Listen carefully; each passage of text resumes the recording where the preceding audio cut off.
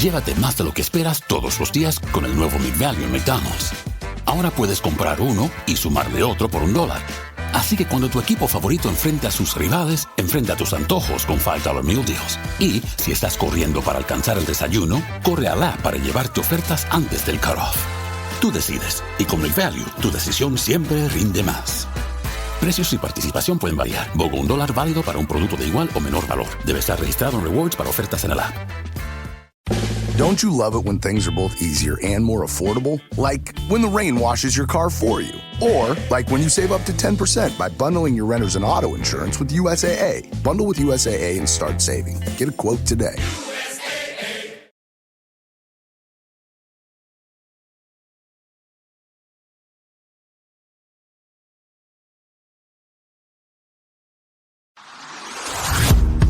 Hey, I'm Amanda from Trifecta Fitness. We're proud to be Clarksville's new Get Fit headquarters. Trifecta Fitness is a state-of-the-art spin and strength training studio. Our spin studio is truly one of a kind in this area, complete with 20 state-of-the-art live fitness bikes and an incredible sound system. Our strength training is done in small groups of 6 or fewer, and all of our strength and spin classes are scalable for every level of experience. Come see us in the heart of Clarksville, just behind MAPCO at the corner of Old Trenton Road and Wilma Rudolph Boulevard. Call us for more info at 931-542-6265 or download our Trifecta Fitness app for a full list of upcoming classes.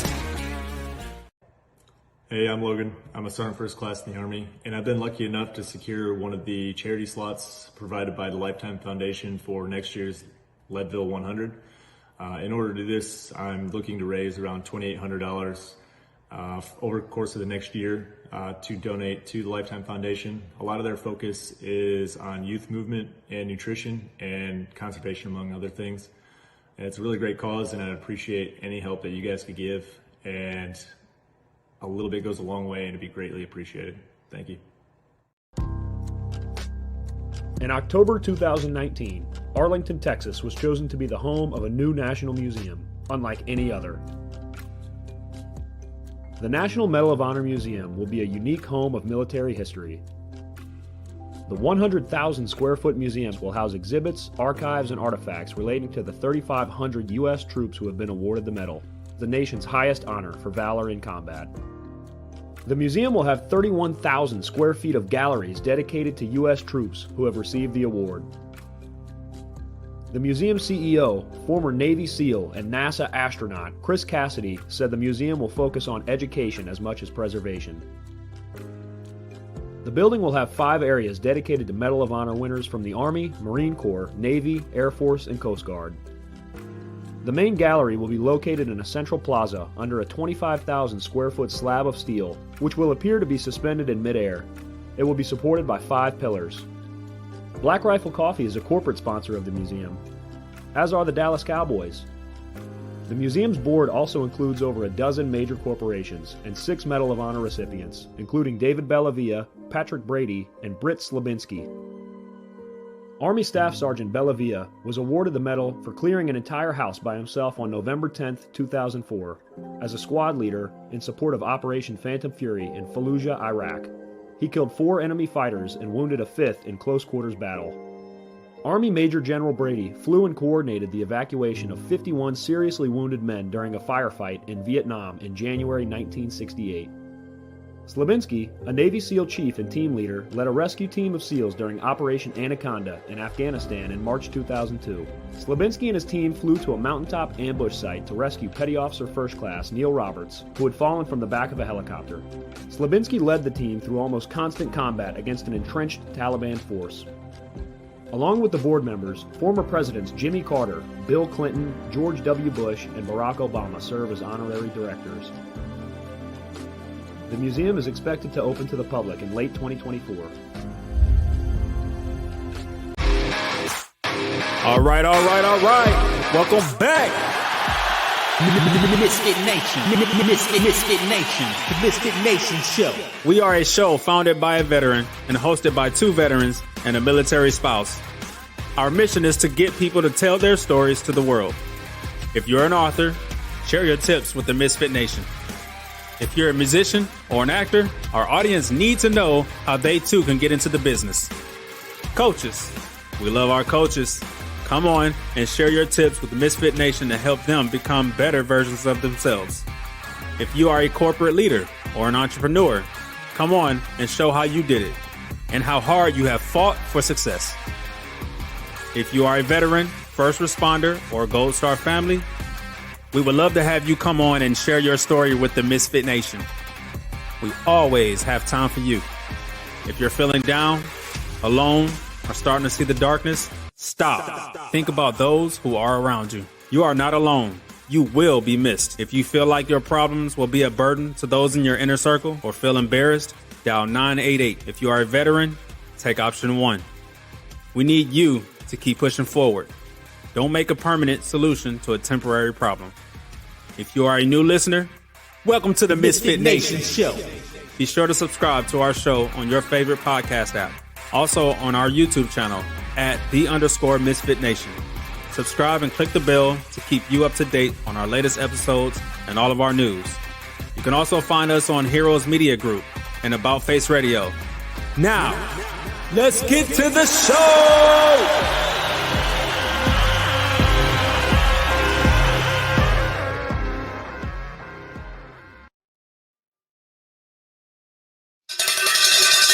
All right. Welcome back to the Thursday after dinner show. We have a good one tonight.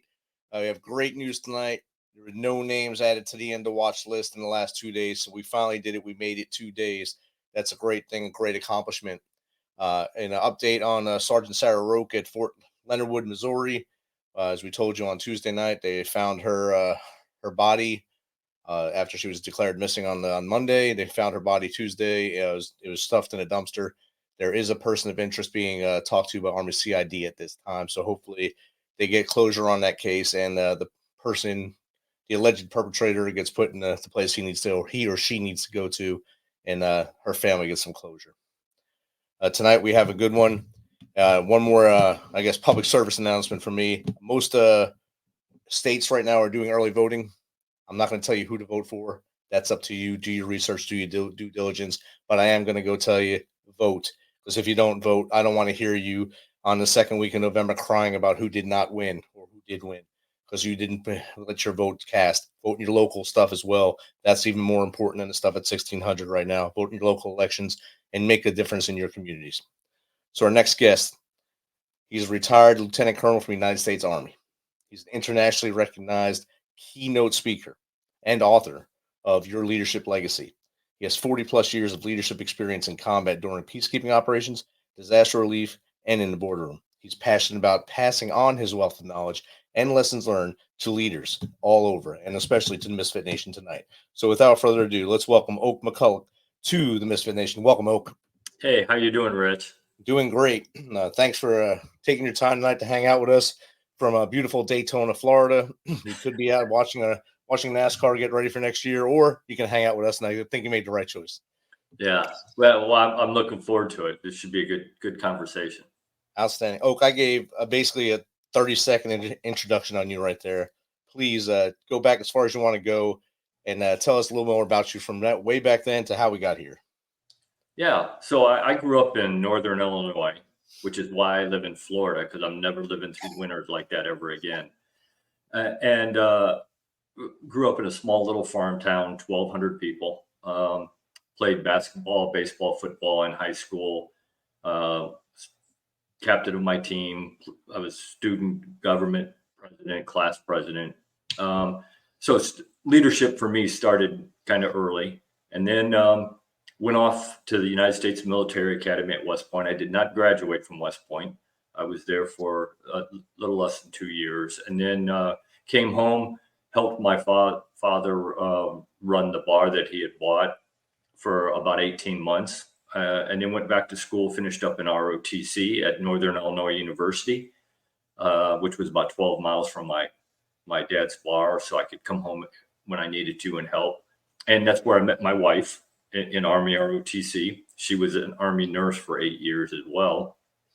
And that's where we met 37 years ago. And then got commissioned as an infantry officer, did my first 5 years in the infantry. And then I switched over to Armor Cav, and I did my last 18 as an Armor Cav officer. The last assignment, I ran an Army ROTC program at the University of South Alabama in Mobile. Retired from that job, retired from the Army in 2009, ran a food bank for a couple of years. You don't get any different than that. A combat arms officer, a food bank, that's a 180-degree difference. Polar opposites, yeah. Yeah, and I didn't know anything about a food bank except it had food in it. That's about it. And I did that for about 2 years and made some changes there that are long lasting, and came up with some things to deal with the problems that we had, because I took over that job about a month before the BP oil spill, and our food bank covered the whole Gulf Coast of Mississippi, the whole Gulf Coast of Alabama, and about a third of the panhandle of Florida. So we were a little busy. All those people who made their living in the Gulf couldn't go out there, so we had to add them to the list of people that we were feeding. So we had to make some major changes.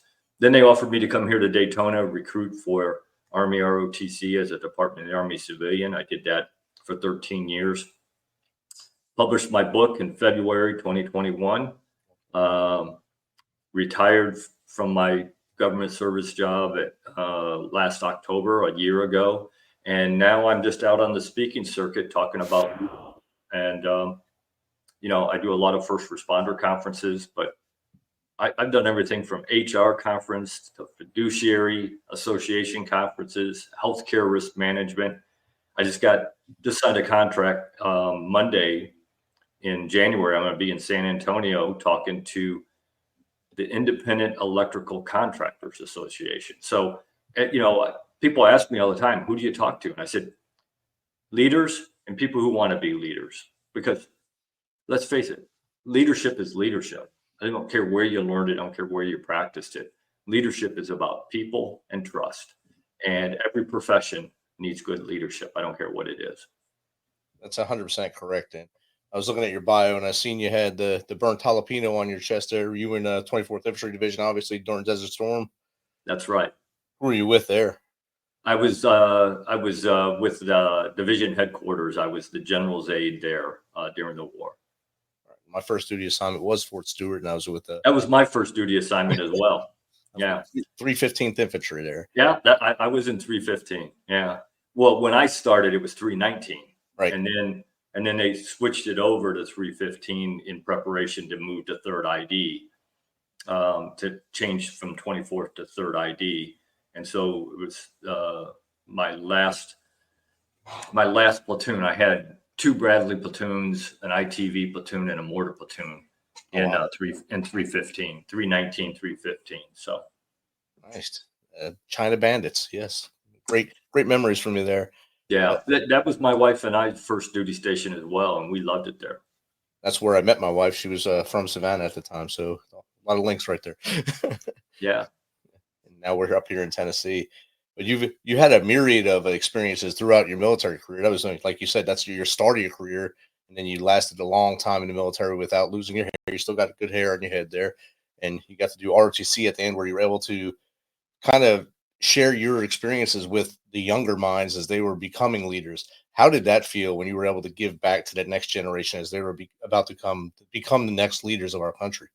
Yeah, I've been lucky. I had those 3 years as a professor of military science, so I had those cadets were mine. It was my job to mold them and train them and develop them and coach them and mentor them to get them ready to go out there and be leaders, not only for the Army, but for the nation. As well as I do, a lot of officers do their minimum time and then they get out, and that's okay. They go out in the civilian world and they do great things for our civilian companies as well. They take that leadership that they learned and they go out there and apply it in the civilian world.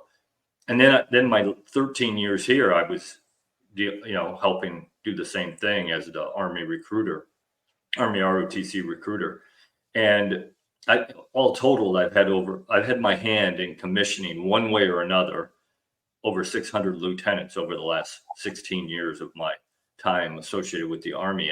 And I tell people all the time, I wouldn't have traded that for a minute. I loved being a professor of military science, because I really do believe, which is why I do what I do now, that it is our responsibility as current leaders or people who have been in leadership positions to pass that on to that next generation. because if we don't do it, they are our future. And if we don't do it, then who's going to do it? And we are going to reap what we sow. If we don't do a good job of creating that next generation of leaders, then we deserve everything we get. And, I always believed that, and I always knew that. But what really cemented that to me when I was the professor of military science there at the University of South Alabama, I had a great guy work for me, Master Sergeant David Powell. And I say he worked for me. He was probably a better leader than I was. And one day we were sitting there talking about the significance of what we were doing, creating that next generation of leaders for the Army and for the nation. And he looked over at me and he said, "Sir, great leadership handed down from generation to generation is what develops great nations." And I thought, wow, what a powerful quote. And the most powerful part of that quote, now that as I'm looking back, the most powerful part of that quote is that you can substitute that word nations for anything you want: a university, a food bank, a hospital, a business, whatever. Because again, every organization in every profession at every level needs good leadership. That's right. 100% they do. And if I thought, like on your bio there, that you like to share your wealth of knowledge. And for a long time, there was people that wanted to hold that in their back pocket. Like if they gave it away, maybe something bad would happen to them if they gave their knowledge to someone else and they maybe became better than them. Yeah. I always thought as a leader, that was my job, to make the next me or the next person above me. And absolutely, that was my goal, to make everyone succeed and me be able to go out to pasture and with my thumbs up saying we did great jobs. That's right. And I'm a huge proponent of mentorship. I was lucky in my life. Starting in high school, I had some great mentors in high school, and I still stay in contact. My basketball coach, Coach Terry Neswicki, and we still stay in contact. And then my high school history teacher, which is why I majored in history in college. I mean, he had that kind of an impact on me, who just died about a year ago. So, but up until that point, we stayed in contact. And they really were what I preach, servant leaders. They understood, like my basketball coach understood, that his job was not primarily to develop a great basketball team. We had a good basketball team. He did a good job as a coach, but he realized that his main job was to develop good young men who were going to go out and be good husbands and good fathers and good citizens. And he absolutely did that, because a lot of us stay in contact with him and have over the years. And that's, so I always tell people, look, have a mentor, be a mentor. And if you don't have a mentor, go find one. Yes. And it doesn't have to be anybody in your profession, in your organization. The only requirement for somebody to be your mentor, three requirements. They got to have some knowledge that you want. You got to trust them, and they got to want to be your mentor. That's it.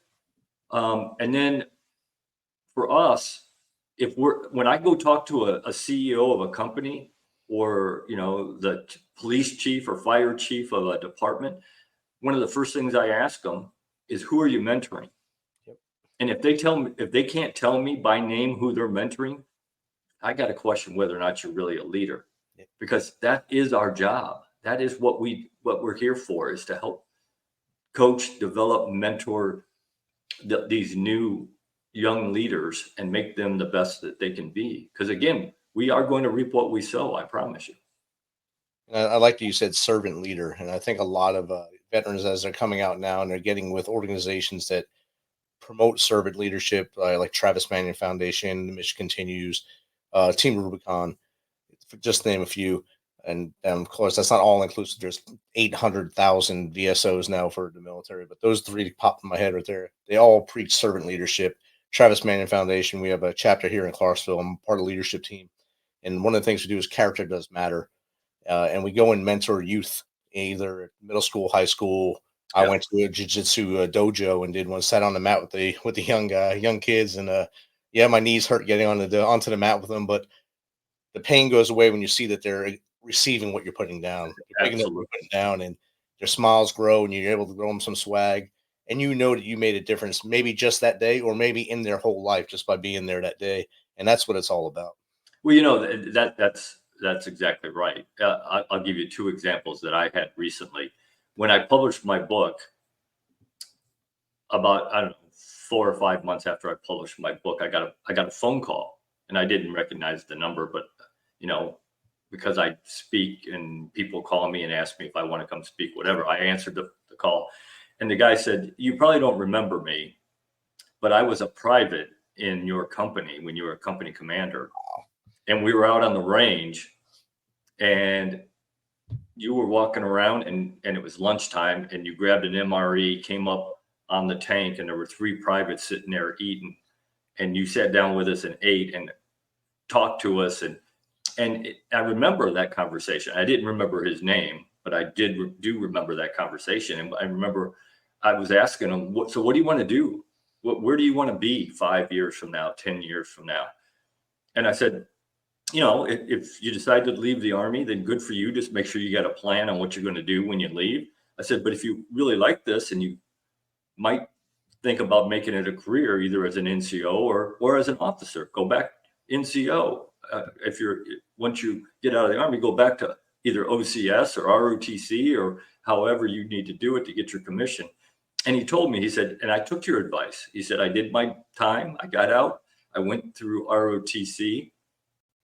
I got my commission. I did 20 years as an officer. He said, and then I got out and I started my own business. So, you really do have an impact on people. And one of the things I tell people is, look, you as a leader, you are going to have an impact on somebody every day. I promise. Make sure you have a good impact, not a bad impact. Yes. And the other story was right before I got done doing my recruiting job, I was up in Savannah at Hunter Army Airfield we had a conference with all the recruiters in the brigade, and I was headed up that way, and a lady that I commissioned out of my program back in 2007 was stationed at Fort Stewart. So when she found out I was going that way, she said, "We got to have lunch." And so we did. We met at a restaurant there in Savannah, and one of the first things she told me was, "I just made the lieutenant colonel's list." You think that didn't make me feel old? That's a I was a lieutenant colonel when she was a cadet, and now she's made the lieutenant colonel. Now she has pinned on at this point. But I said, "So what do you want to do after now that you're going to be a lieutenant colonel?" And she said, "I only have one thing left that I want to do." And I said, "What was that?" And she said, "I want to go back to the University of South Alabama, and I want to be the professor of military science, and I want to run that program just like you did."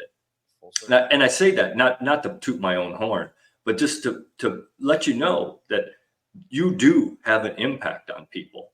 And if you do it right, you have a great impact that's going to influence your organization, whether it's the Army or a company or whatever, for the next 20, 25, 30 years. You don't know how long that's going to impact that organization.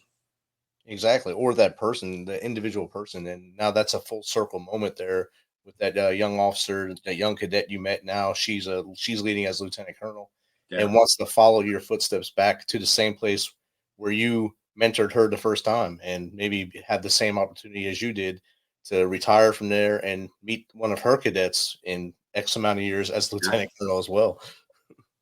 And that's an awesome thing right there. I mean, if I had an applause button, I'd put it on there, but that's something I think we all strive for as leaders, though.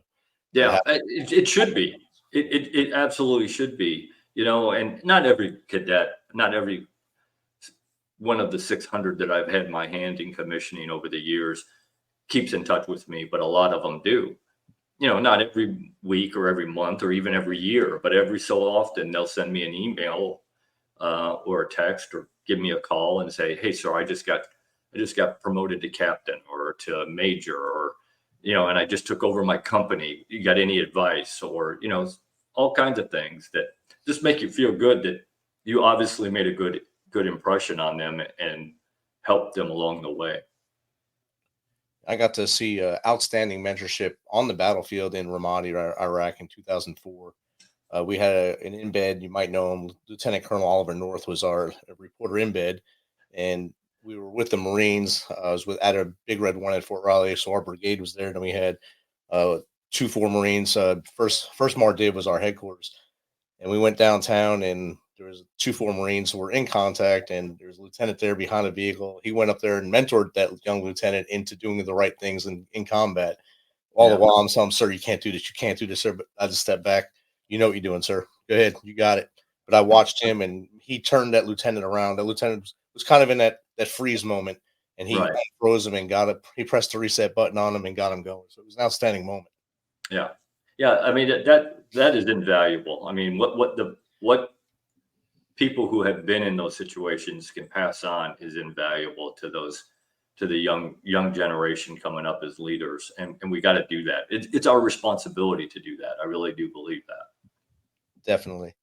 And throughout your military career, what was your favorite assignment that you got to go to, or maybe overseas, wherever? What was your favorite place you ever got to serve? So I would say two. One, in peacetime, by far, it was probably Command General Staff College at Leavenworth. And not the year that I was a student, although that was fine too. But I had already been in S3 of an armored battalion deployed to Kosovo, so they weren't sending me back out to be an S3 or an XO again. So they kept me there to teach tactics. Well, that was the first time in a long time, in any time in my career, that I got to come home every night and eat dinner with my family. And I kind of say jokingly, but not entirely, I finally got to know my kids, and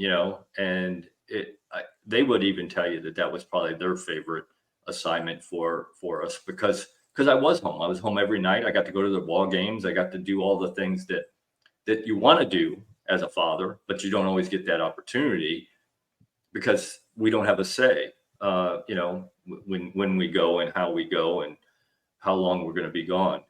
And then overseas, probably my deployment to Kosovo,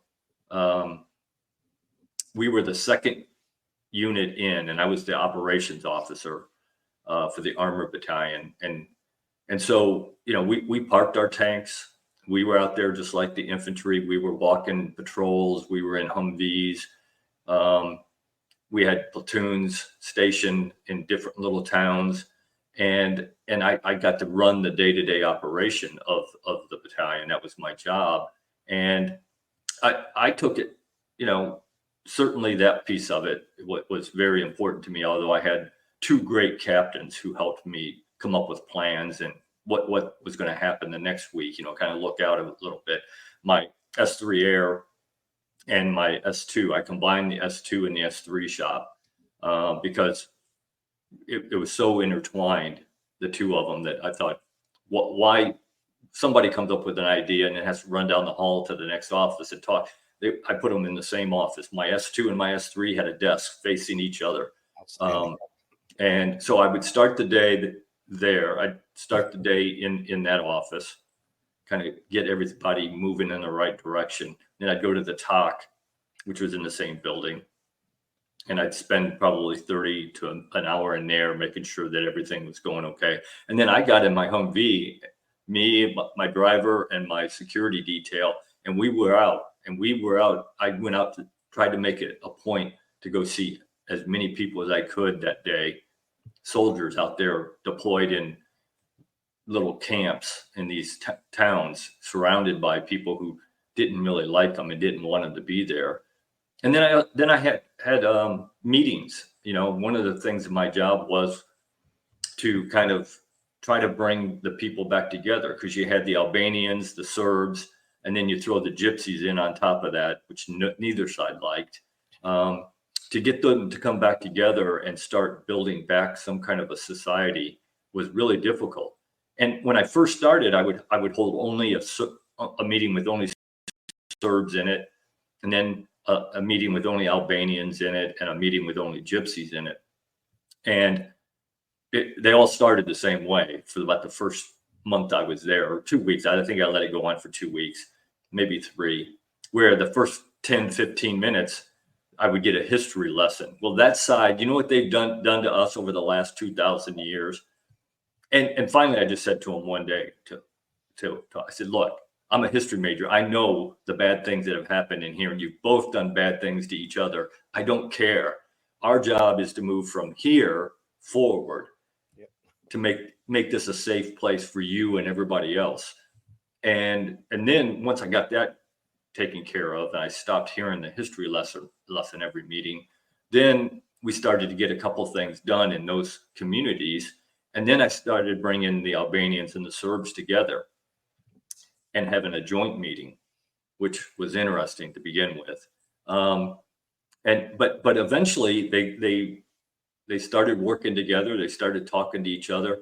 I wouldn't say they trusted each other yet, but they were certainly going down that road. And then about halfway through, I threw the gypsy leaders in as well and threw them into the mix. And we actually started to see things happen. There was a quarry that was before the conflict was owned by the Serbs, and after the conflict was owned by Albanians. Well, they couldn't do anything in the quarry because they didn't have explosives, and we weren't going to let them have explosives. So I went to the guy who was running the quarry, who was in charge of the quarry, and I said, look, you need explosives to blow up rocks. I can make that happen. I'm not giving you explosives, but I'll bring somebody in and we'll blow up whatever you want us to blow up, and you can start working. And he said, great, when can that start? I said, when you hire 5 Serbs. Because he had no Serbs on his. He said, well, I can't do that. I said, then I can't get you any explosives. And that went on for about a month. And he finally said, yeah, you know what? I think I can hire 5 Serbs. And he did. And we brought him in there, and I kept a team there. Anytime they were on that compound, I kept the team there to make sure they were safe. And originally, that you didn't see a lot of interaction between the Serbs and the Albanians. At lunchtime, they'd go different places and eat their lunch. And, they would only work together when they had to. But by the time we left 9 months later, they were having lunch together. They were talking. So it can be done. It's not easy. But by no means was it perfect at that point, but at least we'd started down that road. So that was, I got to do some amazing things as the S3 there. So that was probably my favorite operational or deployment that I did. That's outstanding. And I like that you brought up the get to know your kids thing. I think everyone in the military can gravitate to that statement, especially those who served during conflict time, or even like when you first got to Fort Stewart and 319th Infantry or at headquarters. When I got to Fort Stewart, I think I was in the field 90% of the time. Oh, absolutely. My wife, it's funny because my wife I've kept a journal since I was in the 5th grade. Outstanding. And I still do. That's just, self-discipline habit that I have. And she just decided, I don't know, about 3 weeks ago, right before the Hurricane Milton came through, she said, well, I want to go through all your old journals. And I said, I don't know why, but okay, here they are. And she's going through, and she just, I walk in and she's reading a journal, and I hear her laughing about some of the things that we did together when I was a lieutenant. And she's only at the lieutenant years right now. So, but yeah, I mean, it really, one of the things she said was, 1988, you weren't home very much. You were at NTC, a train up, gunnery. We did, I think that was the year we did Hurricane Hugo relief in Charleston. So yeah, I was gone a lot at Fort Stewart. Yeah, that's it. I thought that's all you did in the Army was stay in the field. My first field problem was NTC from 350th Infantry. They said, "Are we going to the field?" So I thought we were going right there. We're loading the plane to go to California. So this is a different field out here. Okay. Yes. It's a big learning curve for me. This is awesome. And yeah, I always loved my time. I think I went to NTC as a player 3 times. And I was out there. One of my duty assignments, I was an OC out at NTC a couple of years, which I love that job too, because you were making a difference. You could see the difference you were making in those units that were rotating through there. So, Definitely. We do have a question in the chat from Van457 on Google Chat. You have a diverse background in leadership. What principles will help today's leaders to succeed? Yeah, that's a great question. And I'm a firm believer that whatever profession you're in and whenever you're a leader, the principles of leadership don't change. How you implement them, how you communicate them, how you interact with the people do change. And the example I use is, how I spoke to and led soldiers, combat soldiers, was certainly not how I led volunteers and people at the food bank. I still used the same principles. I still used the same tools. I just had to communicate them differently. But I get asked a lot, what makes a good what traits does good leaders need? And there's lots of traits and values that people need, but I always really go down to two that are absolutely essential. And if you get those two right, I think a lot of the other ones will fall into place. And that's integrity. Your character is has to be beyond reproach.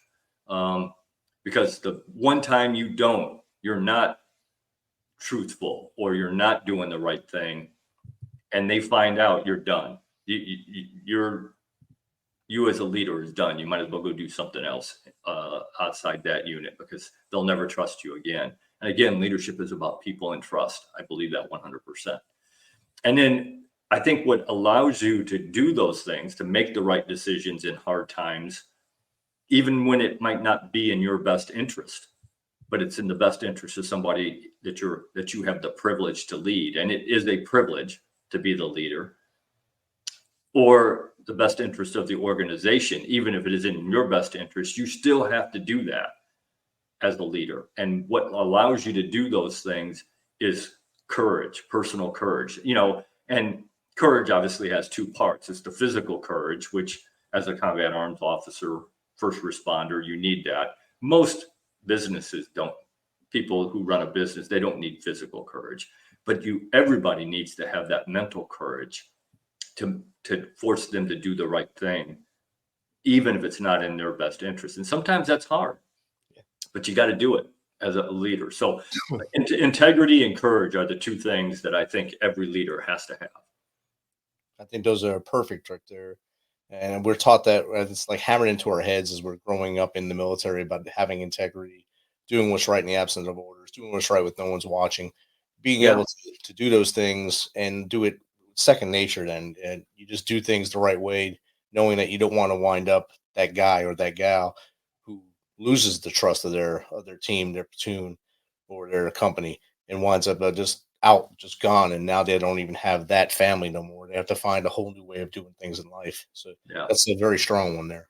Yeah. And I was lucky, growing up, my father, who was a mean old man, that's absolutely how you can describe him. But I am who I am today because of him, in a large part, no doubt about it.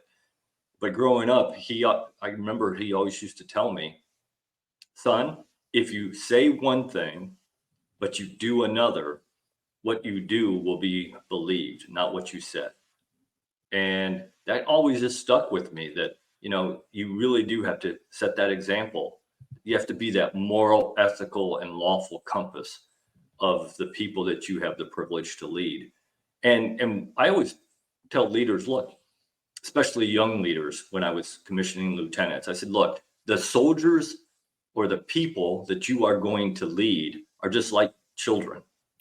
They will do what you let them do. If you hold them to a standard and make them meet that standard, they will do that. If you let them do bad things, they will do bad things. I promise you. Yes, they will. They will do amazingly bad things. Yes. It's how far can we take the mommy daddy rules sometimes? That's right. Or the daddy, whatever however your platoon section, whatever's made up, whatever the leadership model was, they'll play both sides of it until they get their way in, or until they fail miserably, and then you have to pick up the pieces. So that's the wild thing of leadership, and at all levels, even in the civilian world as well. Absolutely, it is. I've seen it in the civilian world just as much as in the military. Yeah. and I'm sure when you're giving speeches or going into corporations, either live or virtual, and they might have issues in there, and you're able to address them without them even asking you those questions, just by you speaking about how the success of your leadership as you grew up through the ranks, and that probably helps them even more. Yeah, it's great to see that light bulb go off. You walk into a organization, or you walk into a conference, and you talk about something, and you could see people in the audience or in the conference room when you're talking, that you see that you made a difference, that really did connect with them. And it's amazing, like at a conference, I'll do my keynote, hour and a half keynote talk or whatever. And people will come up to me afterwards and talk to me for, half hour, 45 minutes, hour, whatever. I stay there till the last person wants to talk. I don't care what it is. And they'll come up and tell me about what resonated with them. And it's different with everybody. And as it should be, because they're all at different levels of leadership, and they're all at different levels of their leadership skills. Even if they're all police chiefs, that doesn't mean they're equal in their leadership skills. So one thing that I say maybe won't resonate with a very seasoned police chief, but it might resonate with a brand new one, and vice versa. So I always enjoy that piece of it, the interaction afterwards. And I try to get there the night before. I always tell whoever has me come, look, I want to come to the social the night before, and I want to talk to people, because I want to get to know the people I'm going to talk to a little bit the next day. And I've gone to the social and talked to people and heard them griping and complaining about something, or, talking about an issue that their organization has. And I go back at 8, 9 o'clock at night, and I'll change my presentation for the next day, because I'm there for them. So Right. If that's the issue they want to talk about, I'm happy to include that in the talk the next day. Maybe I didn't have it in the talk, and I'll include that instead of something else. I've done that. I go to USGLC, or United States Global Leadership Coalition. They have a seminar every June, around mid-June. They have the seminar up in DC. It's usually Tuesday, Wednesday, Thursday, or Monday, Tuesday, Wednesday. I'm sorry. So Monday you get there Sunday night. Monday's all the events. So Sunday night is the actual, like, the social, the welcome social. Right. That's where I get most of my networking done right there. Yeah. I've learned more about everyone there, and then when you go into the breakout sessions, you kind of only getting a little bit, half value of some of the people. So they don't want to show a lot of their stuff in a large audience. When they're more in that more intimate setting, they let themselves free. They have the courage to speak to you when they're in an intimate setting, and then more about them, and you're able to grow that relationship and know what they really need as you go forward. Yeah, well, one of the things that about everybody coming up afterwards that kind of disappoints me is I wish they would have asked those questions, some of those questions that I get asked in the larger group, because I promise you, they weren't the only ones who had that question. Exactly. And it may have helped somebody else. And, my goal every time I go speak, wherever it is, to whatever audience, and every time somebody buys my book, is that my goal, my hope is at the end, whether you've read the book or you sit through one of my talks, is that everybody walks out of there with at least one thing that they can walk out of there and immediately implement to become better leaders, improve their leadership skills and ability, and empower the people that they have the privilege to lead to be better people and better workers and make the organization better. And if I do that, then if everybody walks out with that one concrete thing that they can walk away with, then I think I've done what my job was. Definitely. You brought the book again, Your Leadership Legacy, Becoming the Leader You Were Meant to Be. It's available on Amazon. When you do your speeches, or did you do like a book tour or anything like that as well, where you sat down and just did maybe a reading with people and get? No, I didn't. I would have liked to. I just didn't know any better. Nobody had told me that was something I should do, or that I didn't even think about doing that. But I have a couple times, and I'm talking to a young lady right now to do it for a company in Ohio. I've had several companies who used it as their leadership development book. They bought it for everybody. They're all their junior leaders. They all read it and they went through it, and they kind of dissect different things. And I've had several that have asked me to come on a Zoom while they were doing that and answer questions. And I'm always happy to do that. This young lady in Ohio is looking to have me come in person to do that. And wow. That's awesome. I'd love to do that. And I've done one in person. I was at HR conference in Vermont, and the guy who put the conference together had done that with whoever. He bought a copy for anybody who wanted it that was coming to the conference. And I think there were like 22 or 23 that were in that little group. And what the last day of the conference, he just had a little breakfast, and anybody who had participated came there, and we kind of talked about not only my book, we talked about other leadership books as well, but we certainly talked about my book, and I answered some questions, and always happy to do that. Awesome. And on the book and on you, what's the best way for the audience to maybe get in contact with you if they want to talk to you just like I did, or they want to pick your brain on the book or just on any leadership topic? Yeah, I love talking to people. I love networking and answering questions. I mean, this really is my passion. At this point in my life, my passion is to get my message out to as many people as I can. And I look at it, I got 4 ways to do that. I got my keynote talks, and if you have a conference that you think I'd be a good speaker at, then absolutely throw my name in there and let me compete to be a keynote speaker at your conference. And so I got my conference. I've got my social media, mainly LinkedIn. That's what I do most of my work on, and that's how we connected. And then I've got my book, and then I've got my blog, articles, comments, whatever I put out on the social media. And I just try to use all of the 4 of those as much as I can, because I just want to get my message out there. That because we're not doing a good job creating leaders right now in this country. I see a huge deficit in the quality of leadership in this country right now, and it's our fault. Yes.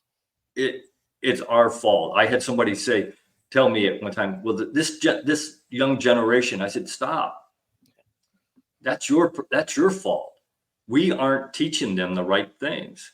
Right. So don't blame it on them.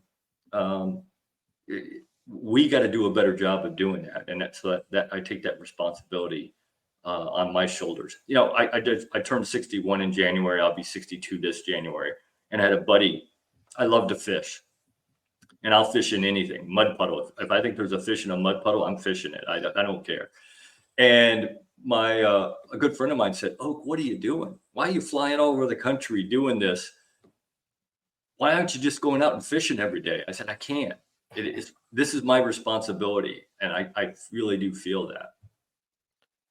That's a great thing that you're doing, to share everything you've learned with hopefully the next generation, or even those who are leading the next generation right now. Maybe they can kickstart what we're really lacking right now, fill that gap that we have right now, or that shortfall that we're coming upon with our leadership with those growing now.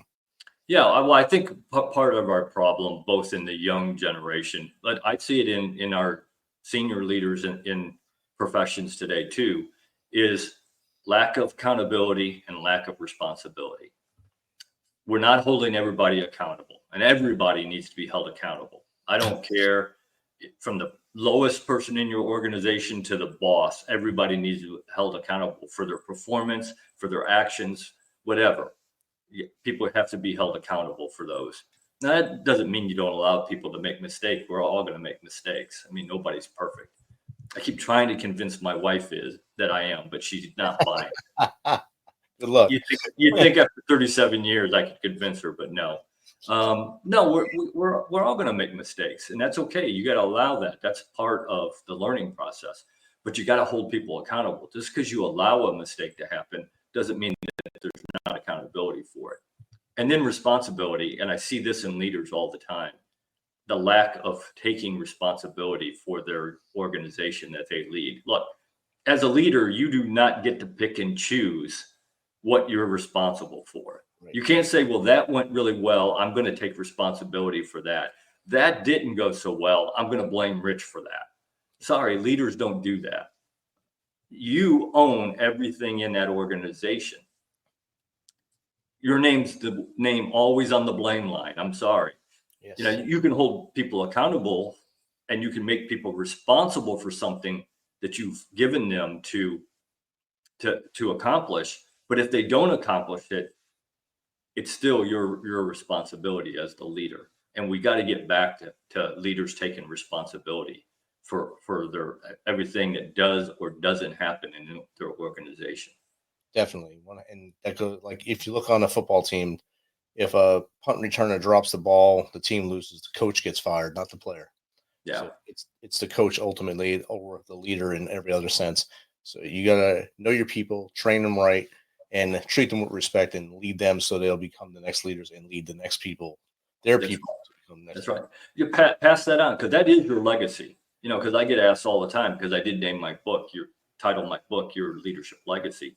And they say, so what does that mean to you? What does the word legacy mean to you? And I always tell them, legacy has two parts. A very small part of your legacy is what you actually accomplish in your organization. That does matter. In the real world, results do matter. Maybe in fantasy land where everybody gets a trophy and everybody's a winner, maybe not.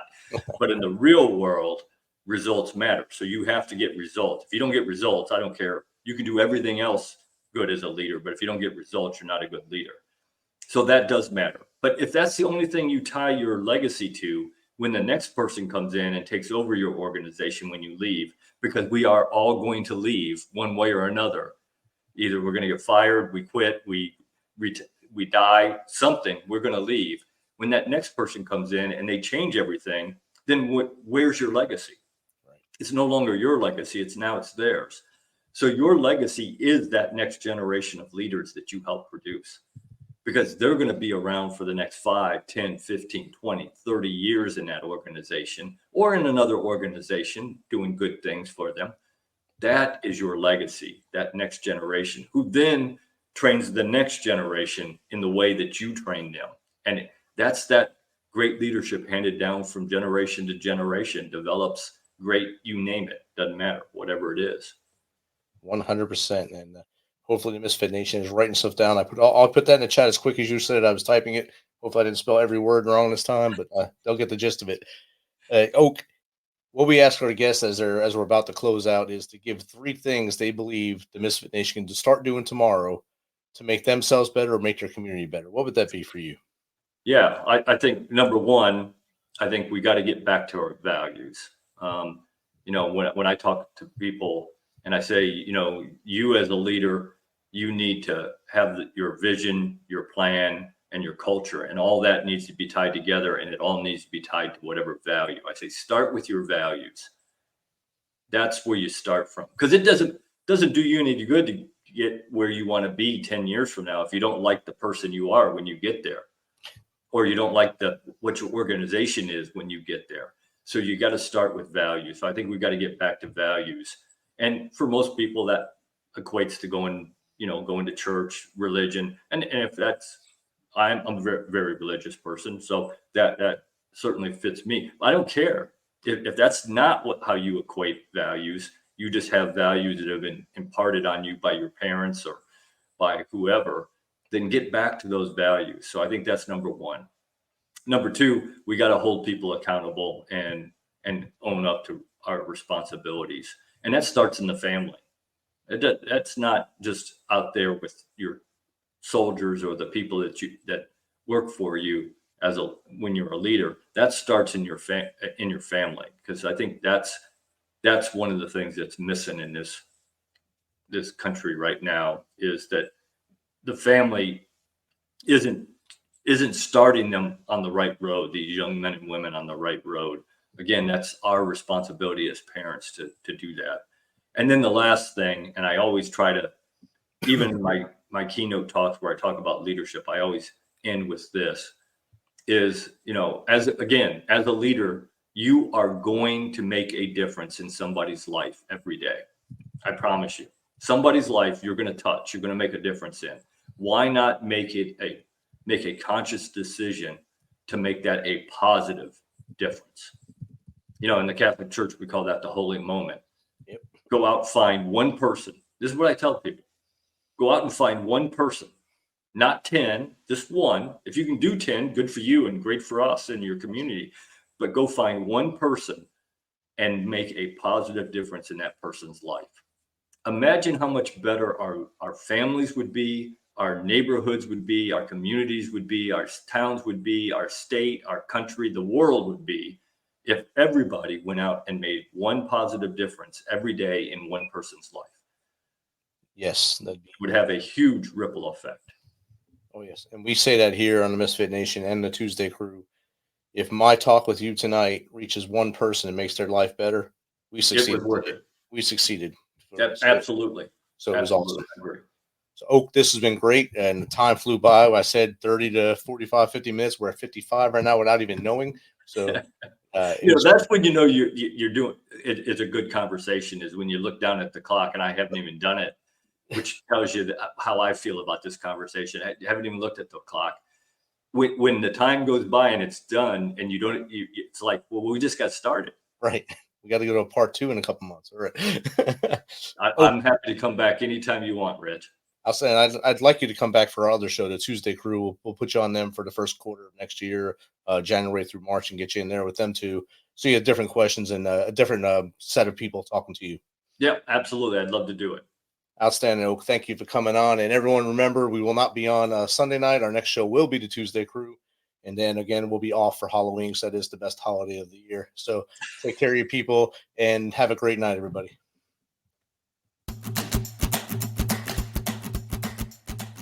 This message is from the U.S. Department of Veterans Affairs. Did you serve in the military? If so, you can obtain a free lifetime pass to more than 2,000 federal recreation sites. These sites are located across more than 400 million acres of public lands, including national parks, wildlife refuges, and forests. The lands host activities to fit any lifestyle: hiking, biking, fishing, camping, and much more. Gold Star families are also eligible for these free lifetime passes.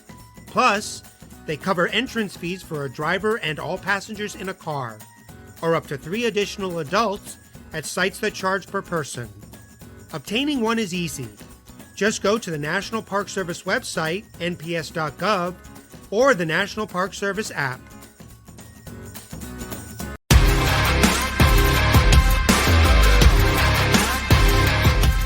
Thanks for checking us out and being a part of the Misfit Nation Show. Don't forget to visit our website at themisfitnation.com. That's themisfitnation.com. Check out all our past episodes and get some of the great Misfit Nation gear for you and your family. As always, be humble, stay hungry, and keep hustling, because we are Misfit Nation. Misfit Nation.